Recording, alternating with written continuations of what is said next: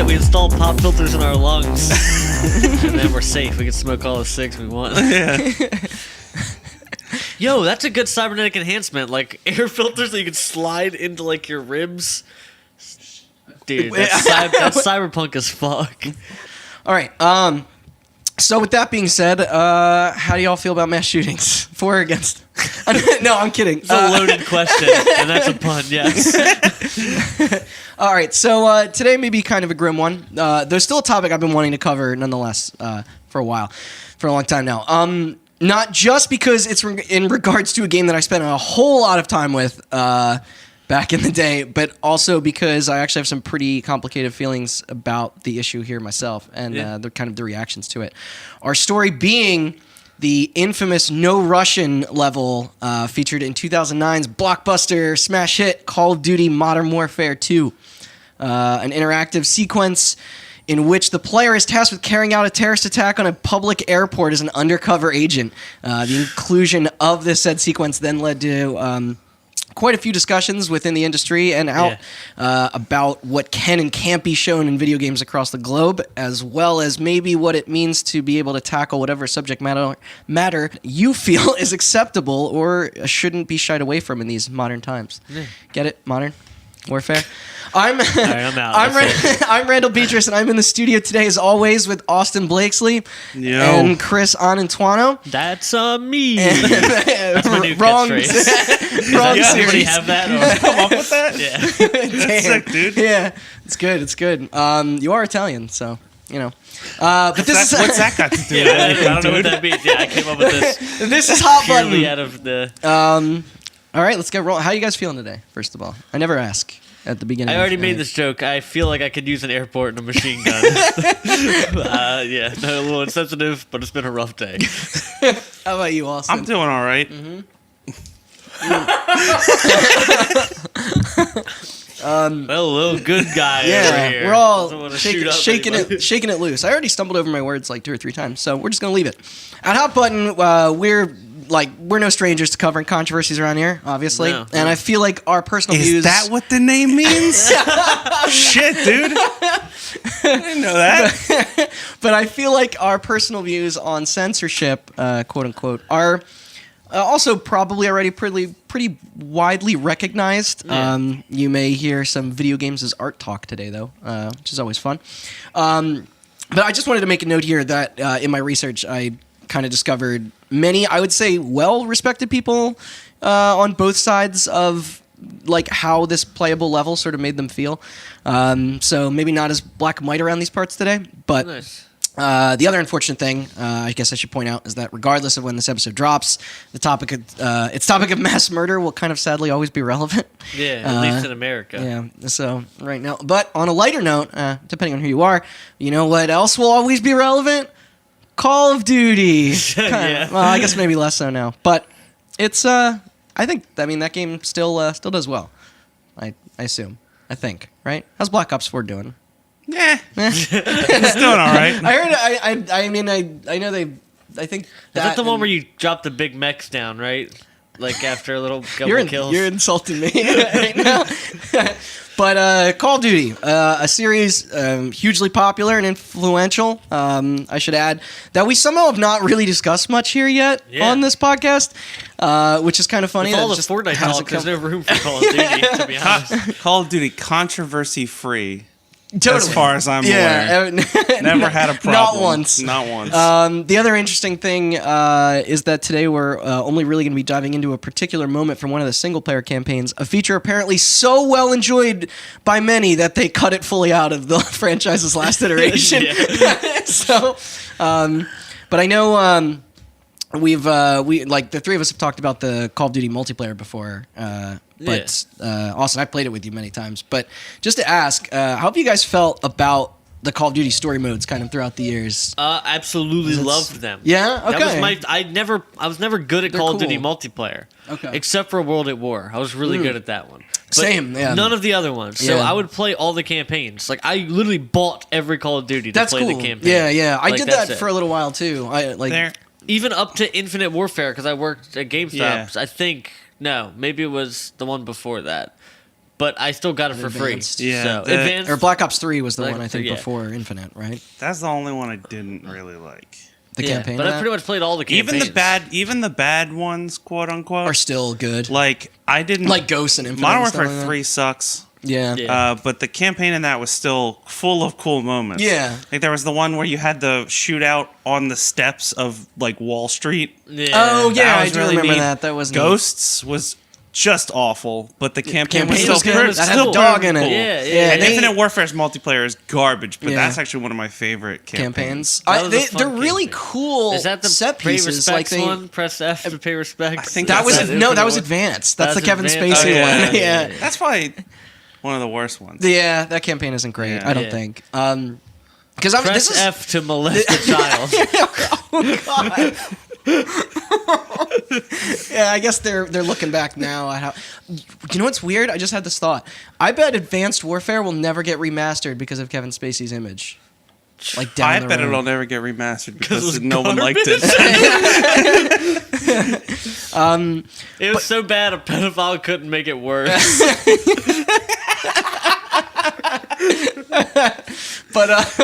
But so this is actually the funny thing is we've been talking about these campaigns. They're actually it's kind of a hard question to answer and compare them because there's so many different studios sort of taking turns with it. But like as far as like this game, like Modern Warfare 2, like you guys played through this campaign all the way through, right? Yeah, it's Oh, many yeah. times. It's Yeah. probably my It's a favorite great one. It's my fucking favorite one. campaign, yeah. It's like a James Bond movie that's like so many set pieces, like they're Totally, all over yeah. the planet. Like, it's really neat. fucking That awesome. shootout at, like in the suburbs and like I think it's like around Yeah. Washington D.C. was That's really what neat. You're playing like in Plus- America. Yeah. When I played Modern Warfare 1, I was like, this was cool. But Yeah. like, Yeah. when am I going to get to kill innocent people? Well, now that you Just you wait, buddy. yeah, you finally get your wish this time. And then I was finally heard in the sequel. So Call of Duty, yearly franchise since 2002. It's on all the major platforms. Well, mostly. Sorry, Switch, I guess. But all of them first-person shooters, if I'm not mistaken. I don't know, maybe some of the mobile ones got weird. All of them heavily centered around competitive multiplayer for the most part, like we said. And all of them published by Activision. But with our primary developer today being Infinity Ward, who is also the makers of the original and the previous. So like The actual Call of the Duty. yeah, and this is also the same team, of course, who was responsible for the 2007 precursor to COD Mod 2, Call of Duty 4, Modern Warfare. I think they dropped the 4 Yes. later after that, right? A flagship title that I don't think anybody would argue didn't completely set the world on fire. Like Oh, that no, pretty much it's changed fucking shooters huge. forever. Yeah, like people like to make fun of like now, but like fucking Call of Duty games have pretty much always sold and reviewed well since the beginning. And Modern Warfare, like 1 and 2 specifically, like they're good games. Some They are are, better they're than others, incredible. but everybody's got to get over it. Like like they are. And I'm saying that as somebody who barely put time into the last couple of releases. I like to check out zombies, but. And when I say some are better than others, I think we're in agreement that Modern Warfare 2 is definitely one of the good ones. It's sort of near the top. And I know a lot of people that got 360s and subscription to Xbox Lives because of that game, just to be a part of that phenomenon. I actually Like played that everybody's it on doing PC. it commercial. You played Modern Warfare on the PC? Yeah, Modern Warfare 2 on the PC. Yeah, that was like the last What time was the like demographic? Because that like I don't know. I didn't play the multiplayer. oh right right right But okay. I'll tell you, the campaign, it looked incredible. I It was bet. like so much Yeah. fun. How did the Russian look? nice and crisp. Every pile of bodies that you needlessly fired the rest of your ammunition into. So with over 22 million people jumping in to check out your game, it's no wonder that when attention kind of started to crack down on a very particular disturbing part of it. So now to talk about like the level itself. So this was the game's 4th, I think, level. So pretty fairly early on in the campaign. And I guess like the core sort of backstory or the like them trying to build up what this mission was is that the player controls an in disguise CIA operative. I think his name is Alan, who was I later found out voiced by Troy Baker. So I think he's voiced a couple people throughout the series, but Nice. who willingly participates in a mass shooting at a Moscow airport to gain the trust of a Russian terrorist group. I think led by the game's antagonist, Vladimir Makarov, which is like the most evil sounding name. It's great. So after this brief little intro, I think all their levels in those old games did that, where they have like, satellite images and, so you're getting like debriefed. But the level fades to black and then opens with the player walking out of an elevator with 4 other gunmen, and one of whom, which I think it's Vladimir himself, like, kind of leans to you and says, "Remember, no Russian."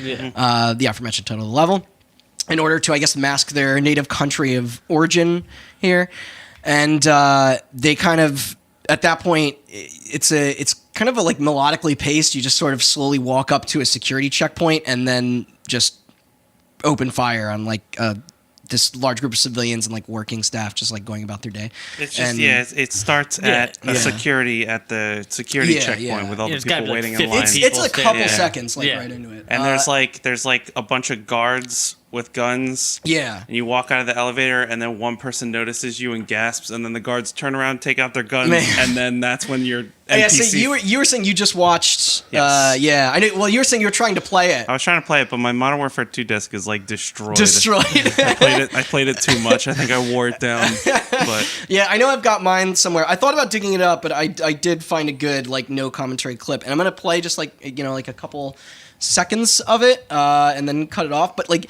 the funny thing is, it's obviously very visual, but even on a podcast, the sound design is like it's one of the things Call of Duty's known for. It's haunting. Sure. Like you wouldn't know if I played this and it was just like without the visuals, it sounds So all right, so real. here we go. Yeah. I started this right at the kind of the black part of the elevator here. Yeah.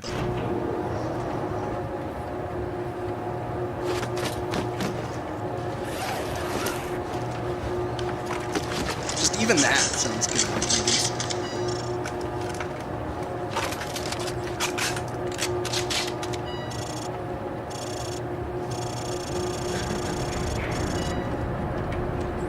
С нами Бог. Remember, no Russian.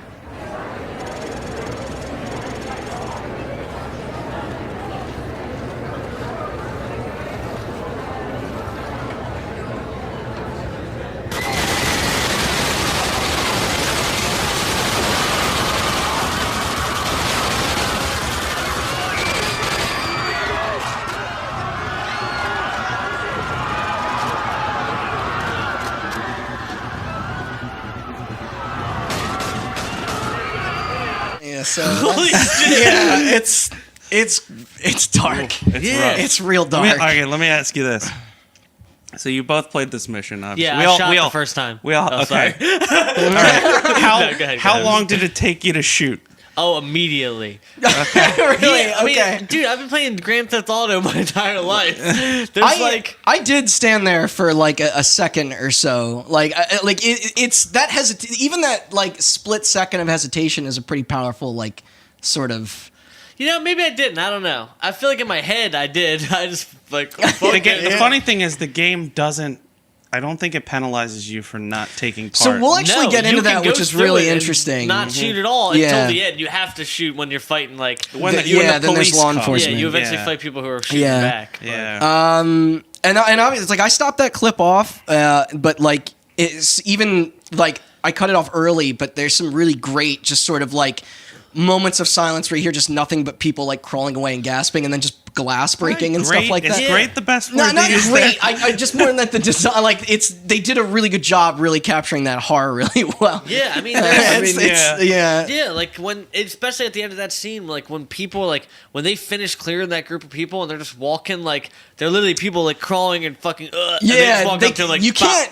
They take away your ability to sprint, which actually works really well in the way that they wanted. It's hard to compliment the design because it is so kind of horrific. It is horrifying. Yeah, and they did a wonderful job at making it actually horrifying. Yeah. So, as we mentioned, the player at this point, you continue to accompany the other gunmen as they walk through the airport, killing any remaining civilians. And as Chris mentioned, there's like literally people are grabbing other people and everything. Like it's really not. So the only legitimate targets in the entire segment are a group of security personnel encountered in waves throughout the airport interior, like, and then and towards the end, and then with the more heavily armed like gang of like riot squad members that are displayed on the tarmac, and that's where you're saying it's the only part where you actually have to like kind of actively participate in it. Yeah, because it'll take your AI forever to kill them. And what's interesting is the level itself is very short. Yeah. Obviously very graphic, but it's for Call of Duty like it's like less than 10 minutes. Yeah, for a Call of Duty level, it's just this vignette, but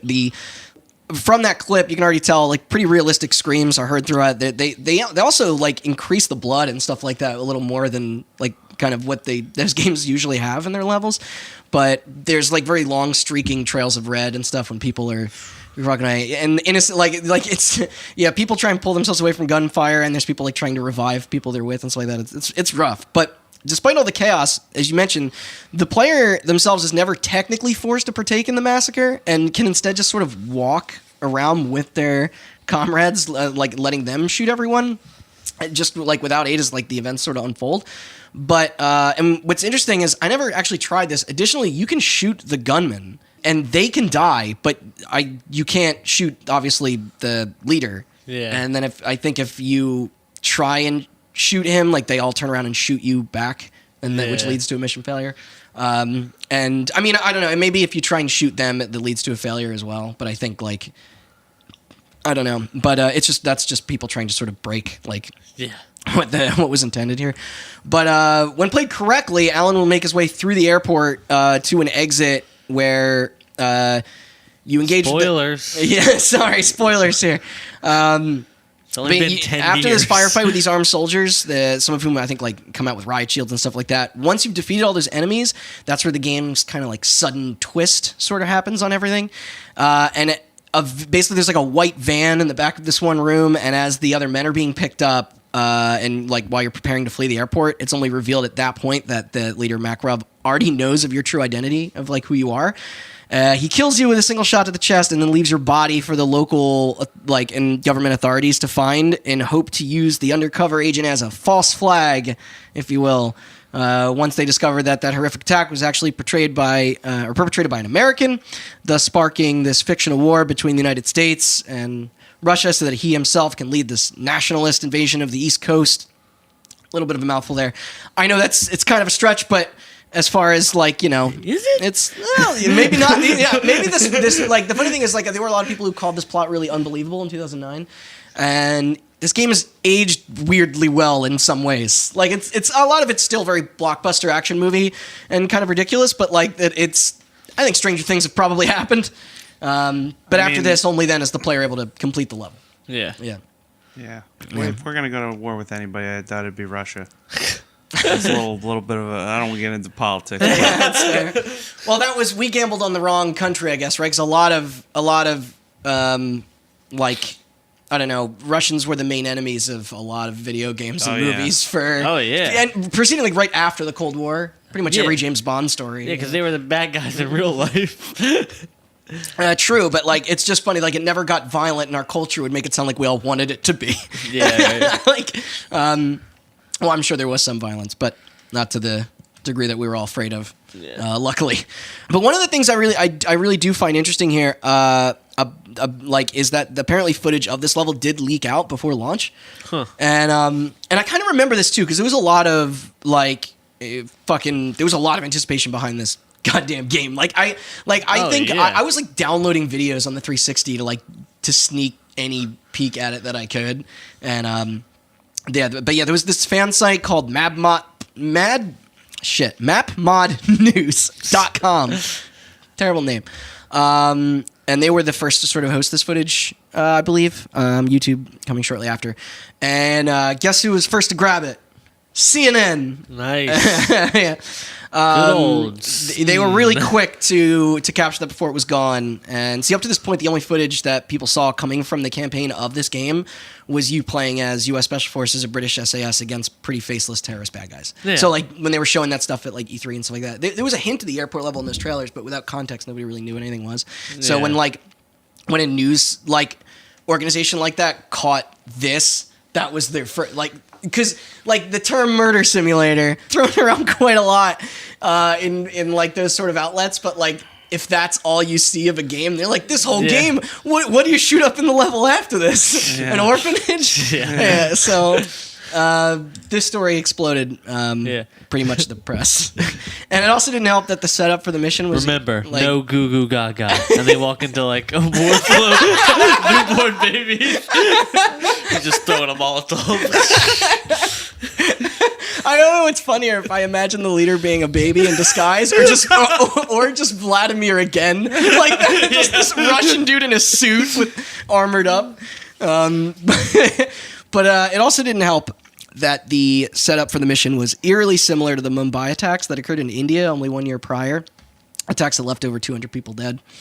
And I mean, maybe calling that similar is a bit of a stretch considering the context for what the Call of Duty level was, but still definitely fresh enough on people's minds to sort of draw the connection, just with the imagery alone. But included in this is also the mass shooting that went down at the Fort Hood military base in Texas, which happened just 5 days before the game's launch. Jesus. So it was really bad times for something like this to get out, basically. Like, this is gonna be a real dark joke, but I'm gonna go for it anyway. Yeah, lay it on us. If you're gonna try to launch a game and not have the launch come out around a mass shooting, good fucking luck to you. Yeah. Because isn't there? I don't remember. I thought there's some like South Park or something made a joke about that. But I'm sure about being desensitized to shootings, but yeah, basically no. It's horrible. Safe. It's like you don't want to be reminded of it, but again, the games are worked on for so long. Yes, yeah. And I mean, that's the thing. This was in development for for 2 years. For 2 years, yeah. So it's luckily it didn't take Activision their UK offices to kind of indeed confirm that the leaked videos were real. They didn't pull a. Who was it? Everybody. They didn't pull a Rockstar or Bethesda. And we're like, we don't know what that is. Somebody modded the game. Yeah. They did say that, like, they had to kind of extinguish those fires as much as they could, because, there were so many people out there basically saying that when they first saw that video that they thought it was an elaborate mod also. Yeah. So kudos on them for at least saying like, no, this is our thing. Some people do believe that they only broke their silence once the mainstream outlets started to report on it the way they did, which I guess I can understand, but because they claimed they didn't want spoilers out there. But exposure or not, they prided themselves in the delivery of these stories. So I'm not going to read the whole quote that's from Activision because it's pretty much exactly what you'd expect. They basically just said that the leak was from a copy of the game that was obtained illegally, that it wasn't representative of the full experience, that it had much more meaning within the narrative, blah, blah, blah. They reassured multiple times that the game was already rated M. Nobody could argue that was inaccurate. Yeah. But they also went on to explain one more thing after these, and this is kind of where I thought their resolution of the problem was actually a much more different solution than what I would have expected. It came out at this time that the title would actually feature 2 different checkpoints that would pop up and prompt players on whether or not they would be comfortable viewing and playing the scene. Do you guys remember you had a that? choice. Yeah, you had a choice. You could skip the whole thing if you chose to. Which was interesting.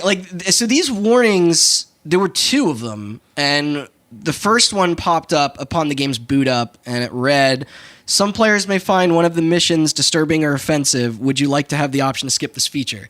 You will not be penalized in terms of achievements or game completion, with the 2 options being yes, ask me later, or no, I will not be offended." Which, I don't know, sounds overly descriptive, sort of, because it's like, what if you're, kind of offended, but you still aren't going to sue, I guess? Not saying that I was, I'm just saying, I think it's funny that they can't just put yes and no. If no is selected, then the game would remain as it was designed. That's probably what we all did.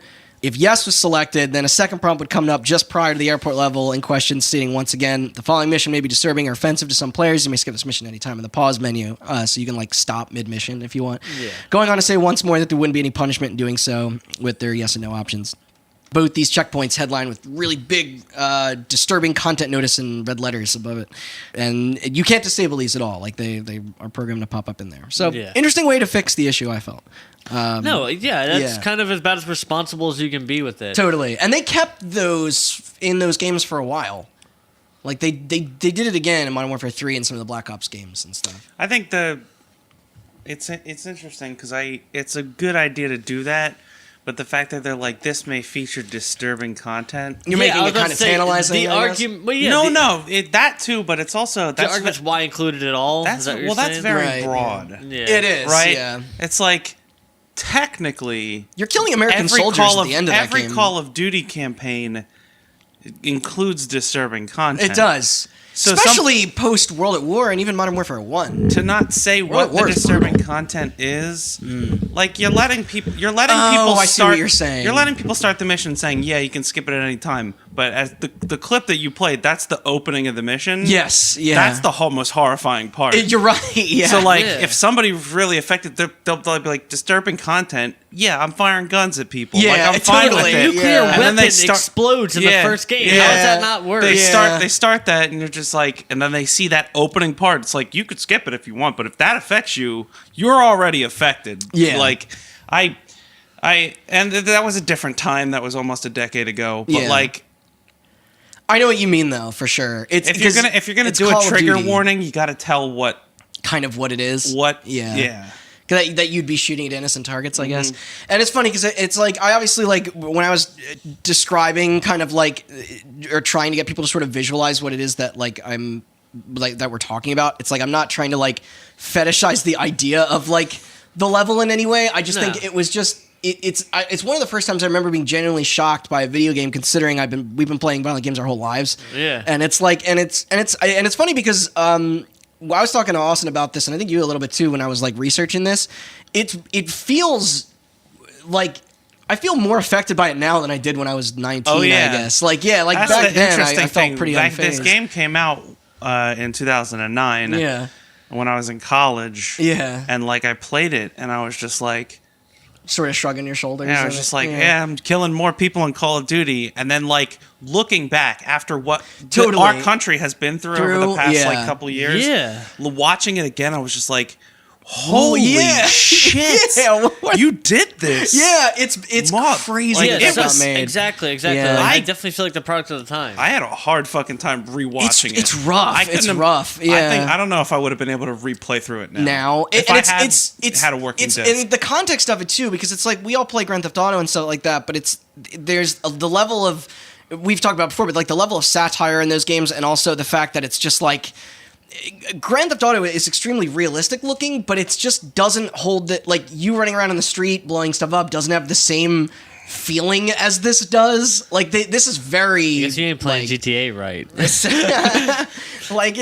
When you shoot people in GTA, they flop around like ragdolls. They don't go on their hands and knees and crawl with a puddle of blood under them, moaning, and then you go up to them and... like, that's the other thing. The video you showed, I'm pretty sure, is the video I watched. I think so, yeah. I'm pretty sure I just ran through it like a Call of Duty level. Yeah. But like you said they don't let you sprint, so you have to walk.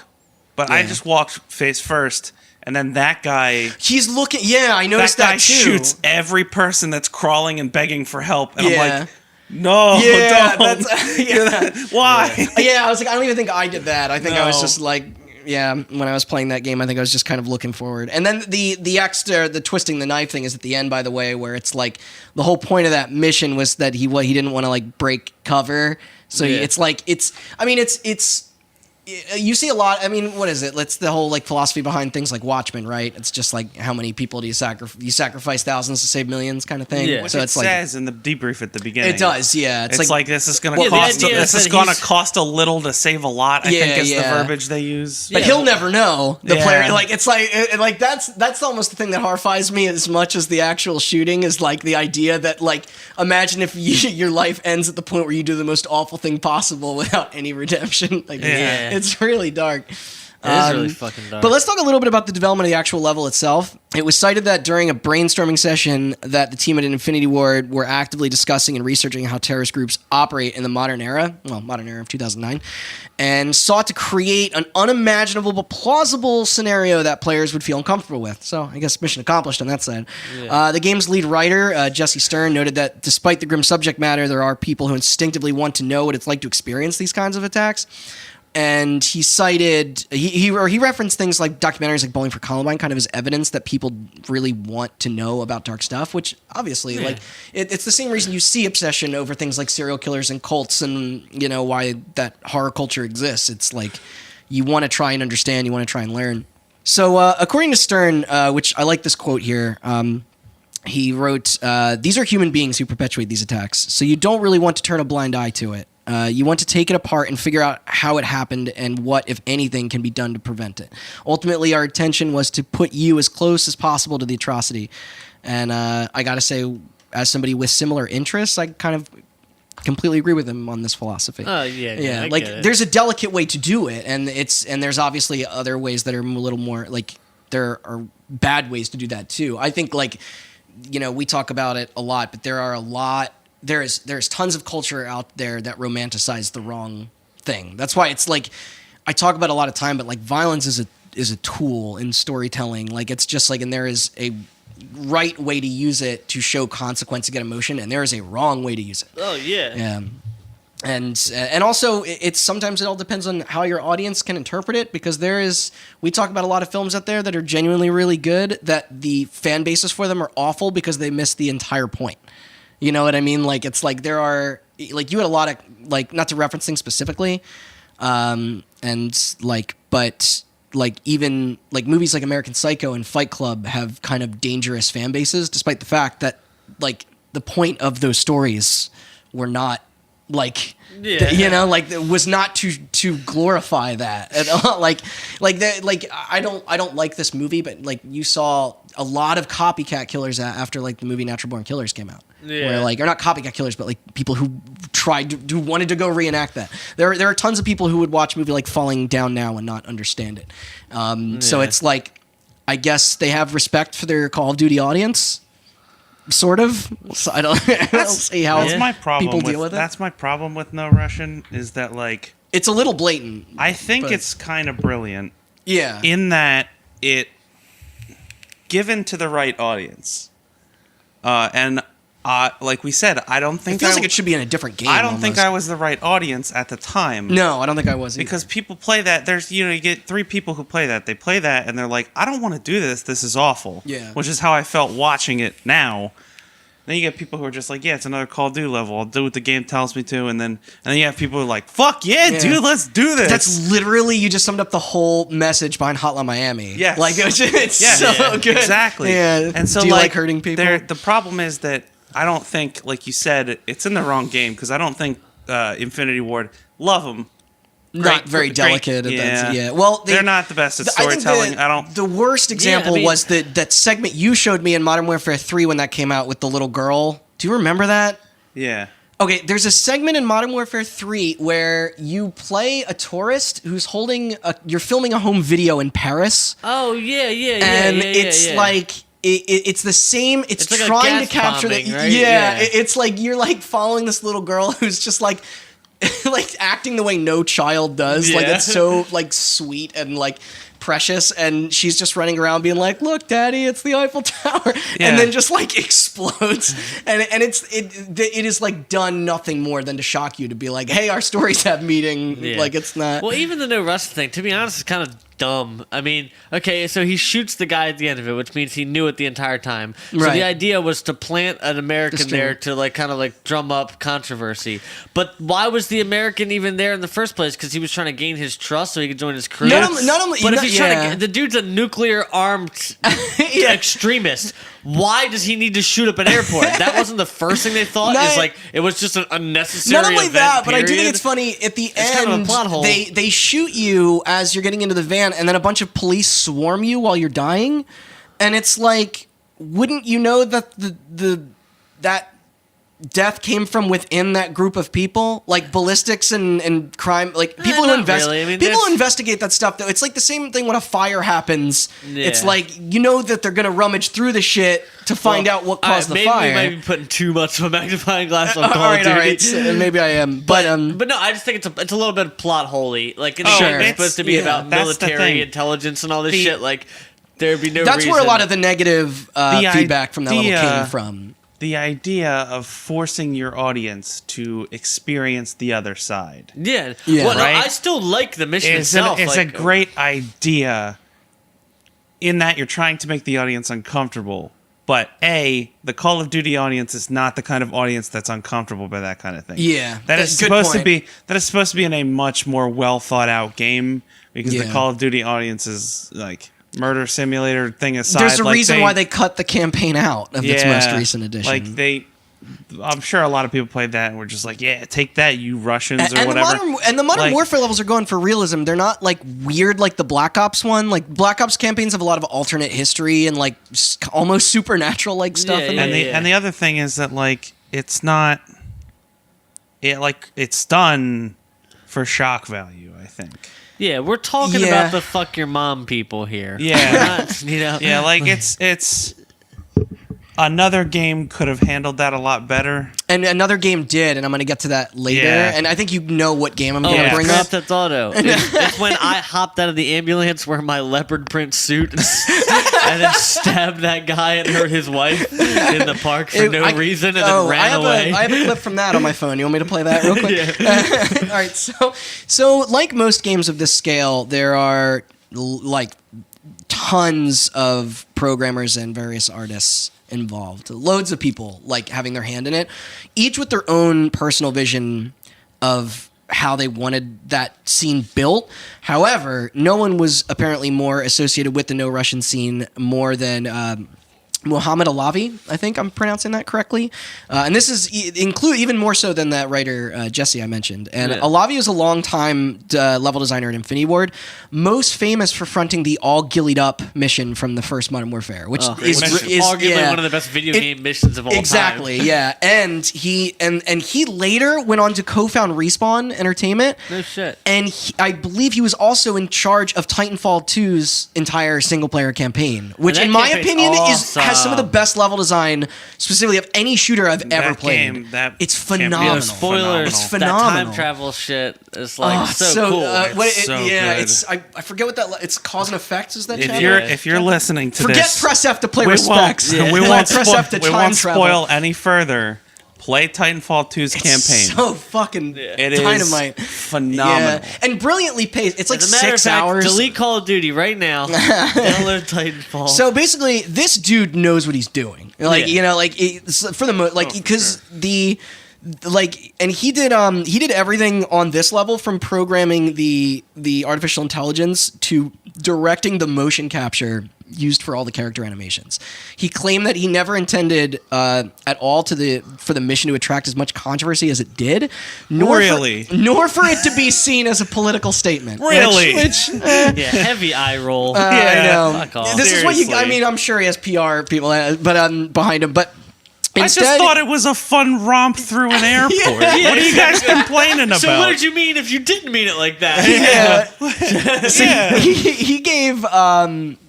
He gave 3 reasons as to what his intentions Just as much fun as a moon bounce, shooting everybody in an airport.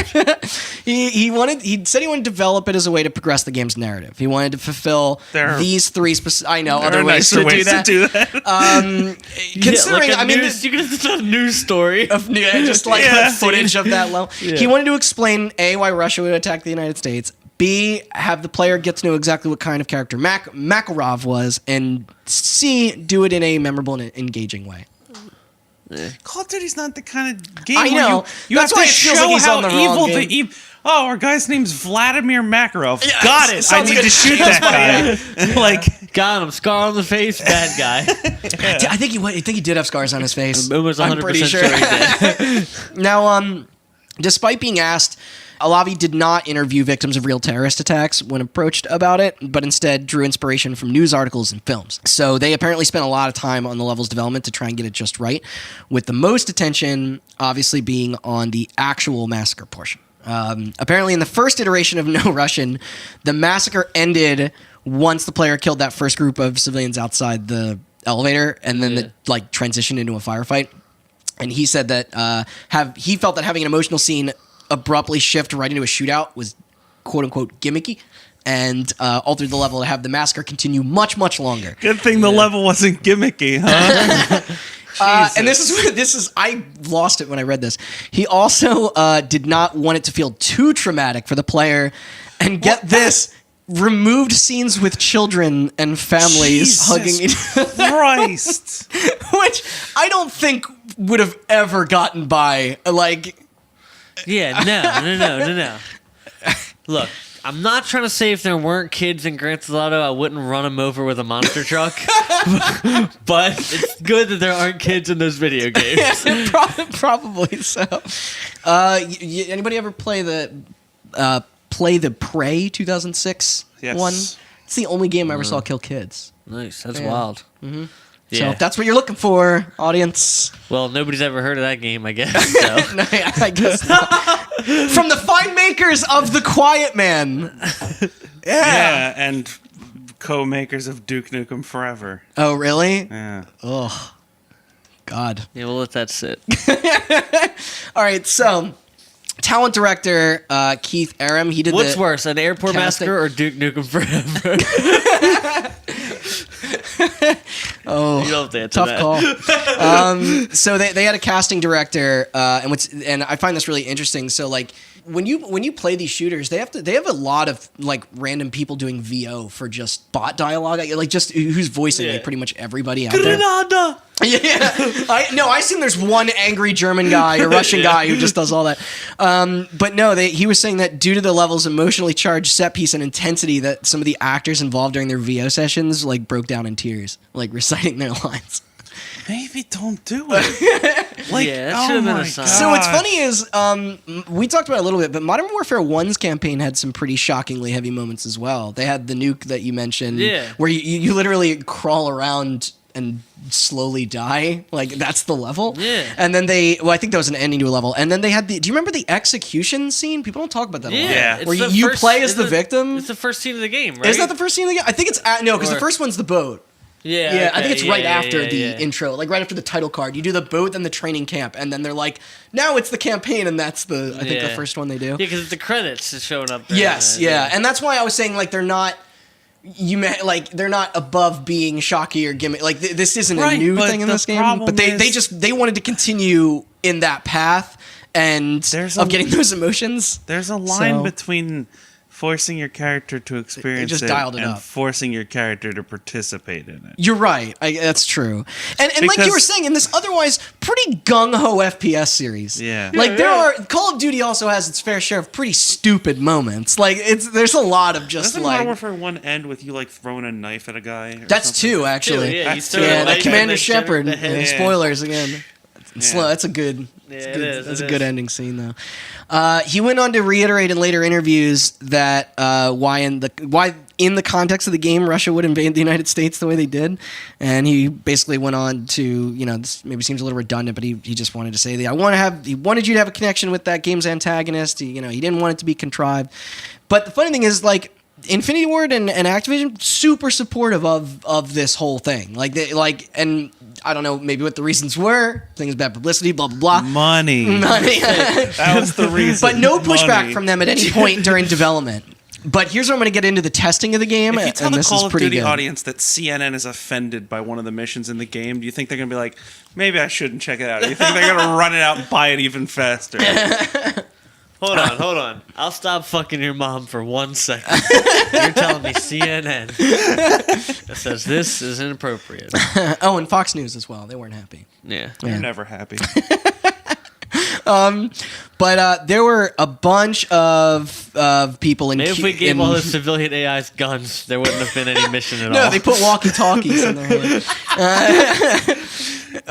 Oh, I just got that. I'm sorry. So there were obviously several people. I keep saying obviously, but that's just because like the story is like reading the way it's like you think it would. A lot of people in QA expressed some pretty strong disapproval during this. During like the phase of their playing through everything, there were there was a pretty wide variety of reactions going on in-house. Some testers were pretty unfazed by it. I'm sure kids. I mean, not kids, but you know what I mean. I'm sure there were young people that played it. They were just like, no, whatever, man. Then there were other testers who were initially really angry and confused by the entire concept. Some eventually settled down and accepted the idea once they saw it. in motion, like completed. There was one other tester who at the time was enlisted in the United States Armed Forces who refused to play the level at all and was still willing to play through the rest of the game, and that's what led to the implementation of the aforementioned skip feature, that designer Alavi did not want the player to be punished for not doing what they felt was morally wrong. So what was the response outside of the company? Probably all great, I assume. Well, there's sort of three eras of the reception, really. There was the reaction to the leak prior to the game's launch, the reaction when the game was out there, and then probably my favorite, just sort of the reflection of it down the road. But apparently that leak was a pretty big deal. That video getting out there became a real popular report, and not just gaming publications, but I mentioned those, like the news, it was covered by Associated Press, the New York Times, The Guardian, CNN and Fox. Many journalists covering it attributed the story's widespread exposure to the series' cultural significance at the time, because I'm pretty sure that was the top-selling game that year. Probably was. This was also a day where pre-ordering was more of a thing. So I think this game was already set to be the biggest thing. Yeah, when it leaked, it was already. I think it was already the best-selling game of the year without even coming out. Yeah, exactly. And a lot of these people also feeling pretty, divided on their opinions of what to think of this footage. Some writers rightfully felt that they couldn't properly judge the level without having played it, rightfully so. While others questioned Infinity Ward and accused them of wrongdoing. And there were even those that criticized the skip feature, describing it as a cop-out for a level that the developer intended players to experience. There were already a couple that were even supportive. Jim Sterling of Destructoid felt that it was a statement that video games could actually discuss controversial topics, things that which he felt that developers would often shy away from. He concluded that saying if No Russian was able to make players question if the payoff was worth the human sacrifice, then video games could finally and truly be considered an art form. Nice. Okay, that's not a bad take. No, but criticizing the idea, though, you should criticize the execution. Mm-hmm. Yeah. No, all right. I agree with the fact that it's an idea that art should be allowed to absolutely reference controversial topics, because you can't hide everybody from everything. I mean, if you were a designer of this, if you were a producer, would this be something if someone approached the idea of this level to you, and you initially were just okay, and then once you saw that, what would your reaction be at that point? It's weird because I like to go on record saying I'm not a shallow writer, and I wouldn't need to write a mass shooting into my poorly plotted video game. Thank you. Anything can be done anything can be done well if handled correctly. And I'm not saying this was handled poorly. I just think it should have been something done in a different game, but that's not a right answer either. If you are working at the studio that's producing this game, and you're hey, maybe Call of Duty is not the venue to discuss the horrors of mass shootings. It's like you said, I'm sure Activision wasn't heard that idea and they were yeah, go out there, perform your art, we're gonna make a statement. They were just probably yeah, dude, so many people will be pissed, we're gonna sell so many copies. It's just, I know there's a lot of greed behind being okay with it, and that's what makes me not okay. I can understand that. Yeah. Yeah. It's the same thing when you, it gets into, movies and TV shows, too. But they're always, the ones being discussed are always the most, that are reaching the most people. Not necessarily the ones that should be covering what they're covering. Yeah. So it's, it's very funny because you're just I'm not against the, I don't think there should be restrictions on storytelling. It's just know who your audience is, really. Because you have to know, working on Modern Warfare 2, that this is something that a lot of kids are going to see and play. Or maybe not at all. Maybe they're just going to dive into the multiplayer and never even touch the campaign.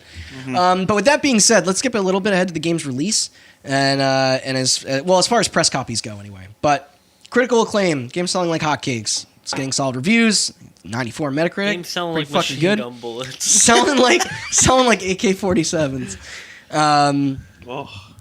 So, rough. And despite all the game's praise, the content of No Russian started to get some pretty critical backlash. Some support was still out there, but otherwise, it It wasn't the best response out of the gate. BBC News was not happy. Rock, Paper, Shotguns, Kieran Gillian, I think, and was their name, chastised the level for failing to live up to expectations, finding the plot to be illogical, like you said, while even going as far as to say that the skip feature was laughably pathetic and ultimately summarized the level as dumb shock. PC World questioned why those with you in the mission would not care if the player did not shoot, since it was technically optional for you to open fire the way the other gunmen did. And I can't find an exact citation for this. Like, we brought this up a bit ago, but like, it was heavily rumored that the first draft of that level would fail you if you didn't actively participate, because you would be breaking your undercover status. Yeah. I don't know. I mostly just left that out because I couldn't find like a verification for it. That's what bums me out about this whole thing, is that like, it seems like you can tell that they wanted to fucking pedal to the metal, do this. Like, yeah, we're making a statement. We're making this fucking shock value level. We want to tell you all these things. And they're like, and they started going fast, and they're like, oh, this is scary. Let's slow down a little bit. Like, and then ultimately, it's just bullshit. Yeah. I mean, there were still people sort of like, not supportive of the level, but supportive of the idea, because they were basically saying like, hey, if they didn't exactly tackle it correctly, they don't think other people shouldn't try it again or in a different way. There's a really good retrospective that Patrick Klepek did when he was with Kotaku that basically talked about how like the idea of having somebody who is playing a first-person shooter and mowing down relentlessly like hundreds of people, but if they can make you like to pause and not hit the trigger for like 2 seconds, then that's kind of a victory, and just like the idea of making you think about what you're doing. Which is why I referenced like Hotline Miami earlier. Yeah, but it doesn't matter because you're gonna do it anyway. The art, I mean, you're right, but I mean that's like the funny thing about video games is they are directed experiences. You do what you're told. That's the game. Like you know, like it's so it's very which is the whole point of Hotline Miami. Yes, exactly. That's it done right. Yes, of course it's also spread out into a whole experience, but that like they did. I mean that was a few years later. But coming soon, it's gonna be Call of Duty 2001. Press F to perform 9/11. And here's what's also interesting. But I found another good quote out here where someone was basically just saying that, like you mentioned before, not informing the player of what is about to happen until the last possible moment kind of creates a bit of plausible emotional deniability by removing all of the dramatic impetus that ought to surround it. Yeah. Like really, like it's like. And these opinions, by the way, like I understand them. I personally agree with all of them, but I kind of agree with some of them. But we do need all sides kind of here. Speaking of people I don't agree with at all, back when I mentioned like Fox News and stuff like that, let's talk about everybody's favorite perspective on video games. Those of religious leaders. Yeah. You guys ready? I bet their hot takes are going to be great. So not surprisingly, No Russian was pretty condemned by those of the book. And which book? Well, not just the Bible, but those of the Jewish and Muslim forum were pretty sickened by the level as well. Jewish people also read the Bible. Gotta be more woke. Sorry. Sorry. Well, actually, technically, they're all the same book up until a certain point. I never read the Quran. Whoa. Whoa. No, you're not going to make me look like an idiot. Because I wrote this out in such a way. Press F to choose your own Messiah. And then all three religions were born. When I in this outline, I didn't reference the Bible specifically until you brought it up. So then it made me sound like an idiot when I immediately started talking about the Jewish community. So perfect. Thanks a lot. Yeah, no problem. That's what I'm here for. There goes all our Israel downloads. So why am I bringing up these views specifically? Because of censorship, of course. Yeah. And the negative feedback, if you will, from these communities, as well as all those our friends and all those news organizations you're mentioning before. But they led to some pretty major changes in our game here. It's a little. I'm going to preface this by saying it's a little tough to say when. To really lay down the timeline of when these edits occurred, as the game did launch worldwide on the same date. However, not every version was the same in each territory, which is super interesting to me. So that kind of leads to two big possibilities here. Either the changes were made during development in regards to those tests and the leaked footage, and this was just the studio's way of trying to like diffuse problems that they knew would occur. Or once those press copies were out and this bad story was like building, there were like last minute changes to like those copies that were outside of the US to sort of damage control. But those that dug through patches found that that first scenario is like, probably much more likely to be true. But I do find it interesting that there are like multiple copies, like people do that a lot. Game out there. There's, all because of this one mission. There's, Australia has different rules than Japan, which has different rules than Germany, China, which has different rules than Germany. Very true. The China especially is pretty funky with stuff. No skeletons. No skeletons, no alcohol, no gambling. So no fun. Yeah. My 3 favorite things: skeletons, alcohol, and gambling. How are they on sex? They cool with it? I think they're fine. No, they're not. That's right. That's another one. Oh, I don't know exactly when this episode's going to come out, but when it's being recorded, there's a controversy going on right now with Rainbow Six Siege. Yes, that was very interesting. They're currently launching it in Asia, in China, and they don't want to work on 2 separate versions of the game because it's an ongoing multiplayer game, so they are just editing out every reference to gambling, tobacco, alcohol, nudity, sex. So they're scrubbing the American dream out of it. Yeah. And skeletons. You know what China does like, though? Robots.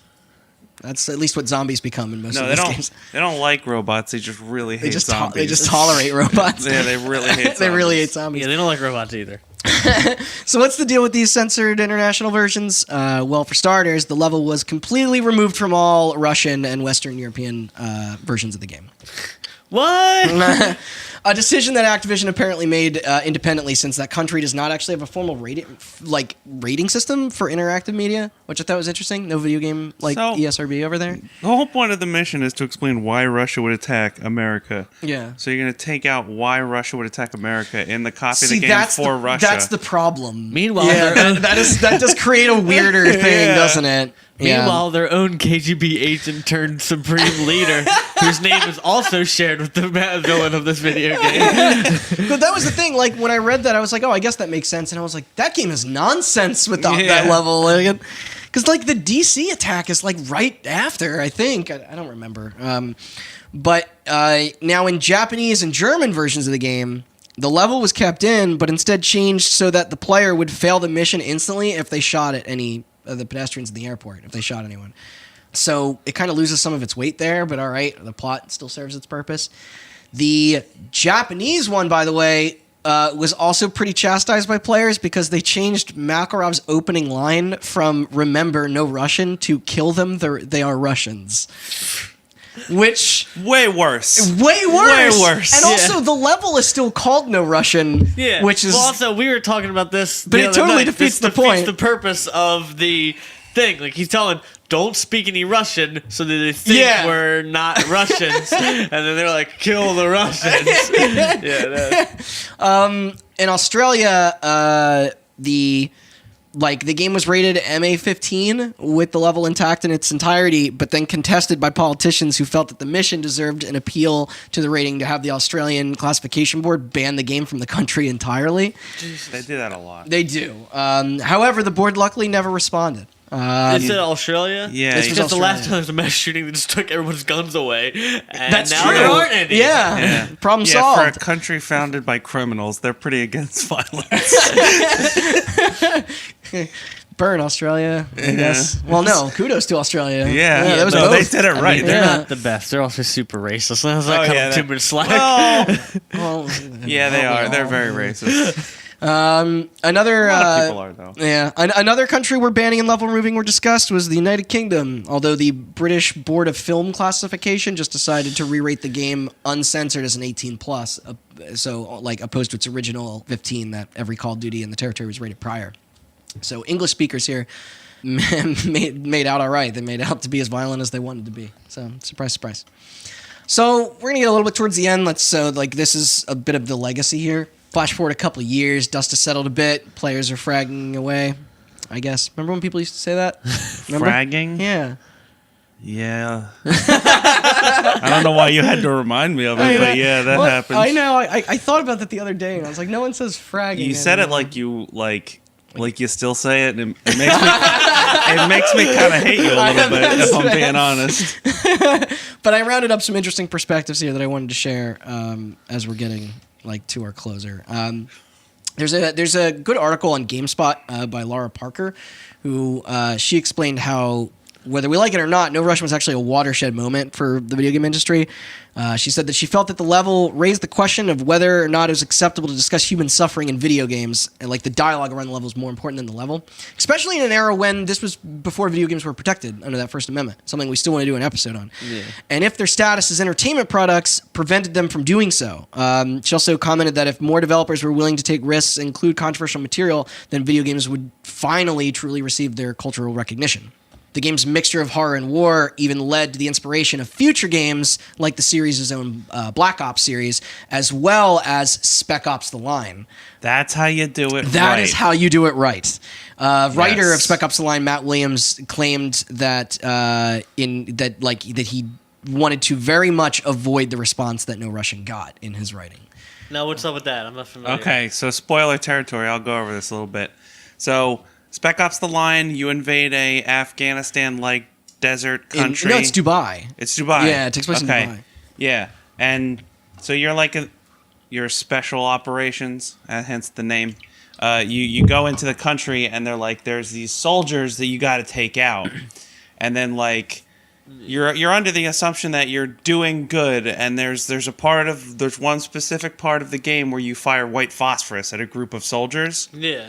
And then when you go up, you learn that the group of soldiers was just innocent people. Oh, shit. So they were taking refuge in a shelter. Yeah, you just bombed a bunch of refugees with white phosphorus, which is horrible. Horrible. There's a famous image of the game of a charred woman holding a charred baby. Yeah, it is horrifying. Yeah. And also, the game is voiced by Nolan North, who's famous for voicing Nathan Drake, among a lot of other characters. Yeah, amazing voice acting. And it's funny because the whole game's point is critiquing other war games. Yeah, where it starts off very generic and a little boring. Yeah, It's this weird test. Yeah, and then Nolan North was told to play generic white guy soldier. And then, so all his VO at the beginning of the game are target down, neutralized, reload, and you're why would they get Nolan North to do this? And then as the game progresses, he goes out of his mind. Yeah, and he starts getting all this PTSD for all the things he's done. Yeah, and then the game starts turning on you, so you'll die. And then the loading screen will just say, "Tip, this is all your fault." Yeah, and shit like instead that. of giving you controls, and then your character starts hallucinating. Yeah, and the game starts jumping around in time. It's crazy. It turns into a psychological horror game. And then his VO goes from neutralized to he's like, I got him. He's just screaming. He's just screaming. It's insane. And your character is all fucked up by the end of it. Yeah. It's a really the thing is it's a fascinating game that anybody who plays shooting games should play. But it's maybe a 12-hour game, and it takes 8 hours to get to the meat. It is it is a boring generic shooter for 6 straight hours. Yeah, and then you get to the second half of the game, and you're just like, oh wow, God, yeah, okay. Awesome. And there's an amazing finale, and it's got some great music and moments in it too. But the game also has a lot of branching paths, and it gives the player freedom to kind of tackle scenarios the way they want, but because you've been trained up to this point to play through the game like a shooter, you don't even realize that that pacifist options are there. Yeah. So you're just you'll be playing the game shooting people and then not even realize you're I don't have to keep playing this the way that I am. It's not that, maybe that gets a little bit spoilery, but it's it's an older game too. Yeah, I recognize the cover. When that came out in 2011? 2012. Yeah. Okay. Yeah, that's a heck of a thing. It is a phenomenal and it's connected to a series that's also... It's self-referential. Yeah. Because Spec Ops is just a generic, Call of Duty knockoff military shooter. Exactly. And then they made it... And it's literally there's a spoiler in the name of the title. Yeah. Because it's called Spec Ops: The Line, and it's all about crossing the line. Yeah. Yeah. It's a truly fascinating thing. It's really neat. There was a book I want to reference here called Playing War Military Video Games After 9/11. Okay. I know, kind of a a mouthful title there. But the author Matthew Payne analyzed 3 controversial levels from the Call of Duty series, including the No Russian level. He suggested that the player character Alan's death emphasize the militainment theme of the soldier who sacrifices themselves for the greater good, and that the level rationalizes morally suspect operations as long as they serve under the guise of national security.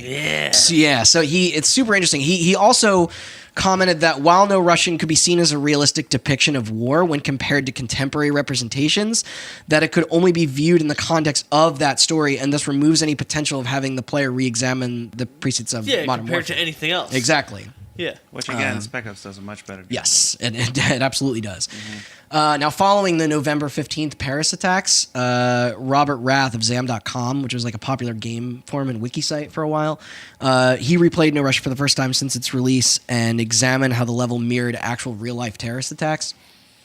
He felt that while the plot itself was absurd, the attack featured in the level was frighteningly realistic, and more importantly, that it could educate players that terrorist attacks often occur at soft targets, like showing that like our perspective of what like we think war is are people who sign up for it.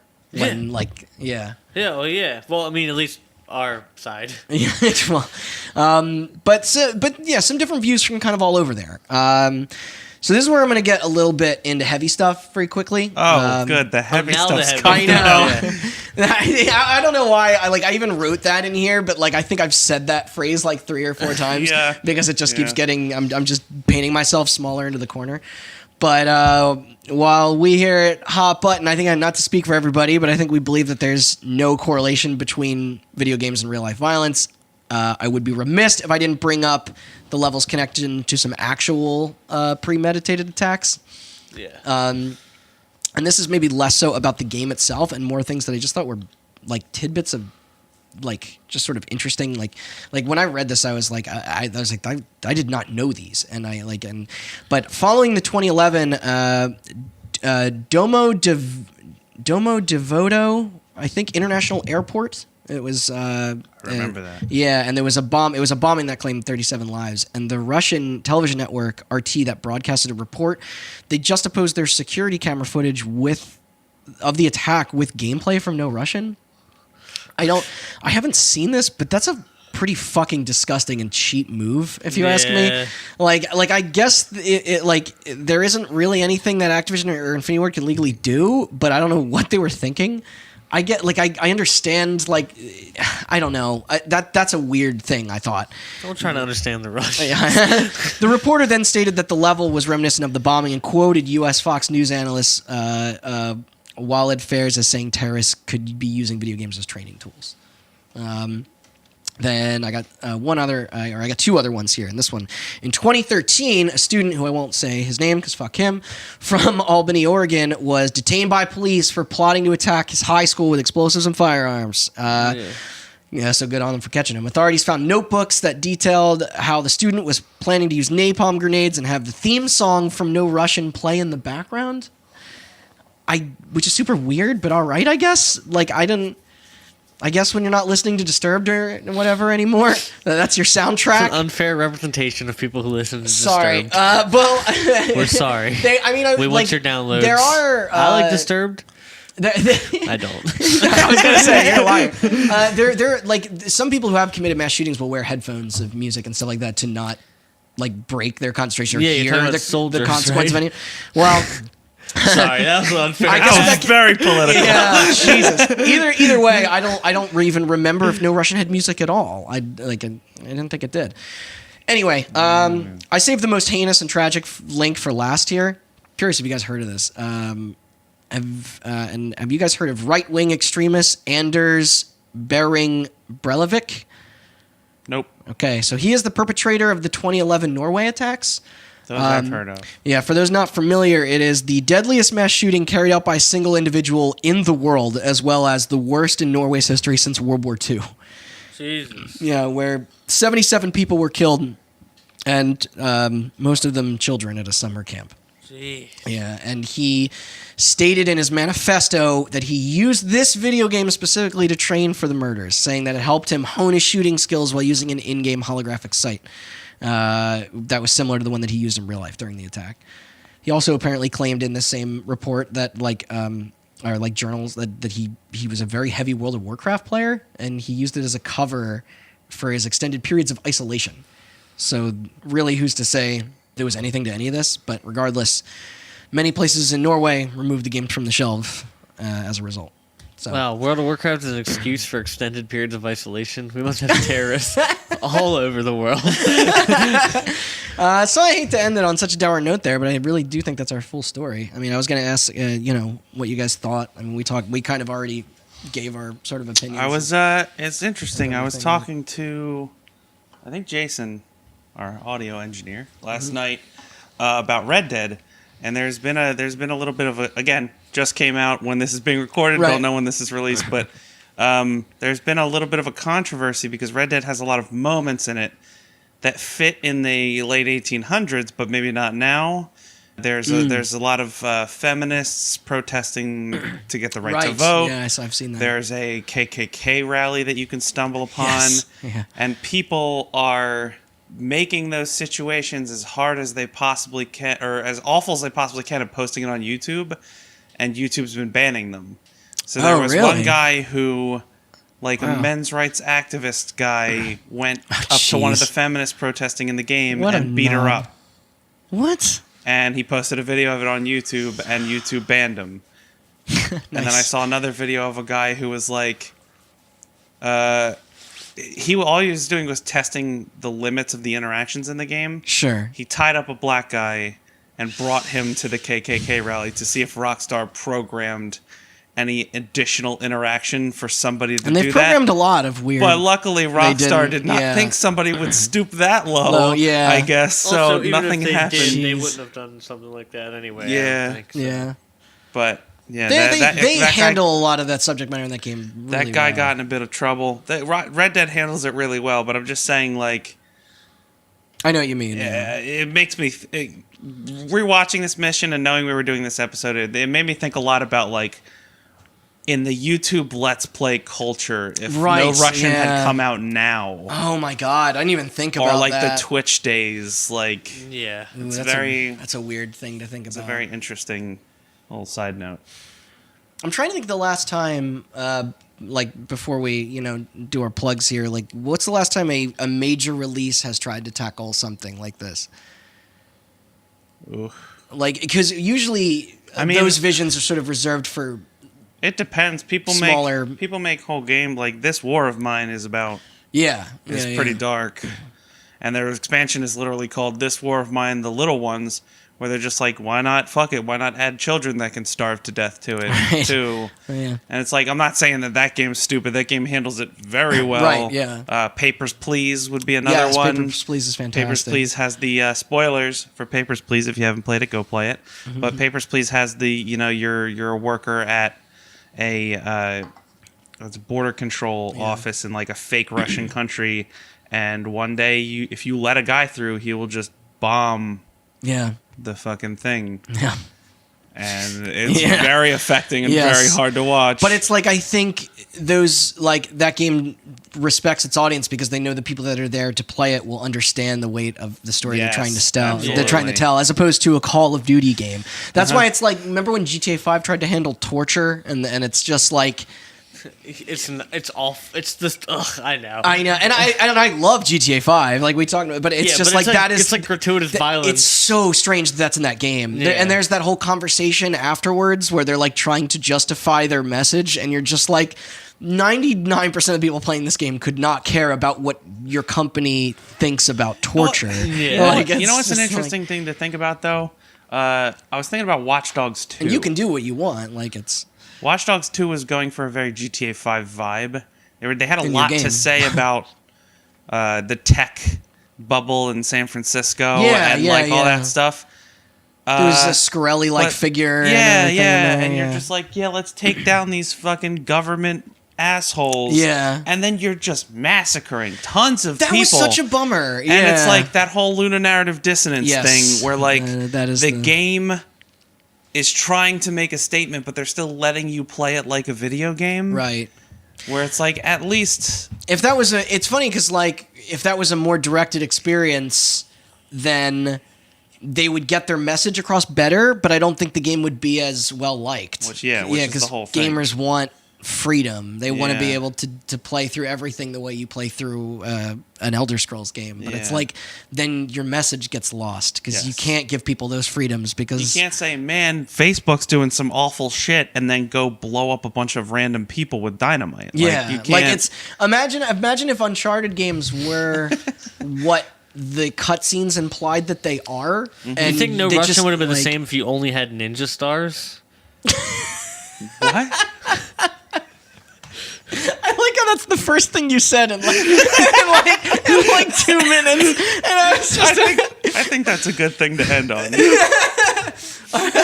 All right, then I'm good closing it out there. On that note. This has been Hot Button. I'm Randall Beatrice. You can follow. Actually, no, you do the plugs. Oh yeah. Yeah, okay. Yeah, I'll do it. No, yeah, Hot Button. Hot Button Cast across the board. Instagram, Facebook, Twitter, except fuck Facebook. But don't kill anybody with dynamite. No, the only reason I asked you to do it is because I can never remember if it's Hot Button Cast or Hot Button Podcast, and I didn't want to read our name wrong, so I was just like, you cover it. I think somebody might have podcasts or it was like some Washington radio show. That's we brought this up twice on here. We're really gonna sound like we're going after them now. Yeah, if you hear us out there in Washington, you shitty college radio better show. watch out the next time you go to an airport. Oh, Jesus Christ. That's Restart Jesus Randy. Christ. I'm Chris I something. And then Austin Blakeslee. And Yeah, also, we should start saying this. Now, we were real listening. Life violence horrifies you were me. listening to this the weekend that we launched the podcast. Oh, yeah. Okay, The podcast is available.